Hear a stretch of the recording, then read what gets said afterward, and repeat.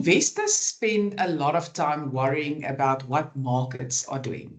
But sometimes the bigger risk isn't the market at all, it's how we react to it. So headlines, recent events, fear, optimism, and even too much information can all influence decisions that were meant to be made with a long term in mind. So today I'm speaking to Linda Blom, National Business Development Manager at Glacier, about investor behavior, the gap between perception and reality, and the role advisors can play in helping clients make better long-term decisions. Welcome, Linda. Thanks, Rionette. Yeah, it's wonderful being here. I'm looking forward to your questions. And I'm excited about the chat because it's a topic I always love to chat about, our human behavior. So Yes. what has a bigger impact on long-term investment success? What the market does or how investors react to it? Yeah, it's an excellent question to start with, Rionette. So I definitely think that investor behavior plays a far greater role than most of us realize. But the reality is this: markets will always be uncertain. There will always be something to worry about, whether it's inflation, interest rates, global events, the elections, all of which understandably can create uncertainty and market volatility. But it's also important to remember that history has shown us that markets recover, economies adapt, and most importantly, investors who stay focused on their long-term goals are ultimately rewarded. So, Rionette, I think what often gets us into trouble isn't market volatility itself, but how we actually respond to it. When markets fall, what happens? We become anxious, we become fearful, and then often abandon a very sound financial plan. When markets rise, we become confident, sometimes overconfident, and take on more risk than we should. And that's actually one of the key lessons from behavior finance. Successful investing is often less about predicting what's going to happen next, but more about managing our behavior when we don't know what's going to happen next. We can't control the markets, but we can control how we respond to them. And that's by having simply a clear plan, staying diversified, staying focused, remaining disciplined, and most importantly, avoiding those emotional decisions. Why do investors tend to place so much weight on recent events when making long-term financial decisions? Do you think the advisors just don't get the message over, or does emotions really just completely take over? Yes, well, I'm going to give you the short answer, right? And I think that's because we're all just human. Right? We're constantly surrounded by noise. It's in the news, it's on social media, and don't forget those conversations with friends and colleagues and family about what they're doing with their money. And then at the time when there's noise, we think it's better to do something rather than nothing. We as humans naturally want to act, and more than often we shouldn't. Right? So it's natural for us to assume that what's happening now might continue, but in reality, what feels important today may have very little impact on an investor's long-term outcome. The bigger danger, I think, isn't what's happened last month. It's allowing last month to shape the next 20 years plus of your financial plan. That's very well put. How do headlines and market news influence the investment decision that people make now? Yes, I think most investors don't experience markets through spreadsheets and facts and figures, right? We experience them through news reports, social media, as I said before, market commentary, and conversations with others. So when the headlines are positive, we tend to feel optimistic. When headlines are negative, we often become anxious and start questioning decisions that may have been entirely appropriate just a few weeks earlier. So it's important to remember that headlines are designed to capture attention. It focuses on what's happening right now. and then the sensation of that, right? Whereas investing is about achieving long-term goals over many years and even decades. I think the challenge is not to make decisions based on fear or excitement or the latest news story.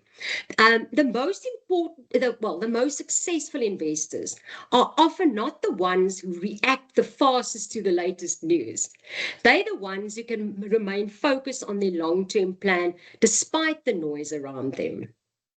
What are some of the examples of where investors' perceptions and investment realities differ? Because what we think and what the reality is often not completely aligned, right?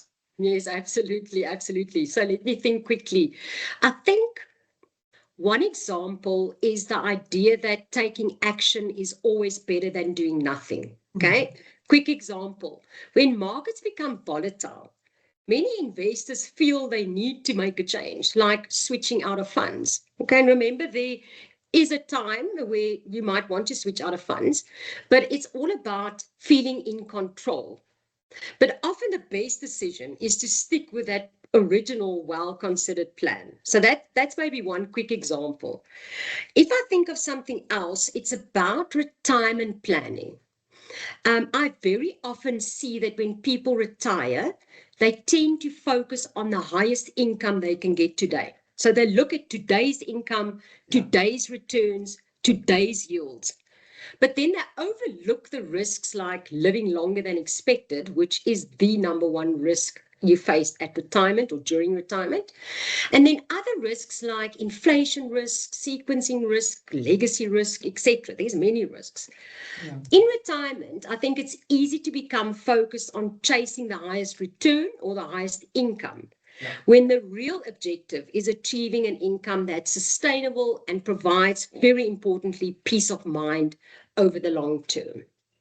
And I think there are so many factors coming in when you speak about people that are in retirement. One, you've obviously got more time to spend time on this. It is a stressful time if you're not 100% prepared. So you react on things because you're like, I'm not sure that I'm going to be okay. And you just make those decisions far too fast.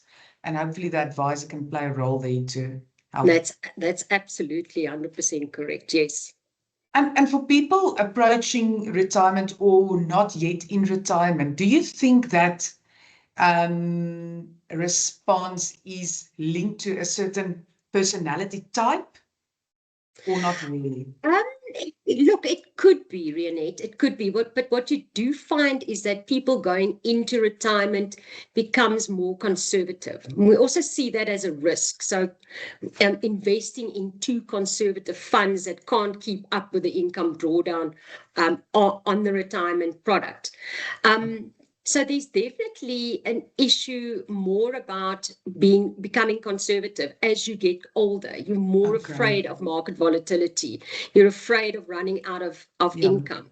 But I certainly think there is also a personality type that is naturally more conservative than others. Yeah. In an age where investment information is readily available, where do advisors add the greatest value? Because we all think that AI can give us all the answers that we need, right? Yeah, 100%. So look, I think the thing is, investment information has never been easier to access. The challenge today is not finding information. It's knowing what matters and what doesn't matter and how to respond appropriately. So we're exposed to, as I said before, a constant stream of headlines, predictions, market commentaries, and opinions. And it can be very difficult to separate emotion from the facts and short-term events from long-term realities. Now, this is where advisors play such an important role. Their job is not to predict the next headline or the next market move. It's to help clients put things into perspective, to avoid those costly mistakes and to make better decisions. We need to cut through the noise and to remain focused, particularly during periods of uncertainty. In many cases, the most valuable advice an advisor can give is not encouraging a client to do something. it's helping them avoid doing something they may later regret. Yeah, yeah. If there is one investment principle that you could reinforce with clients today, just one, what would it be? Yes.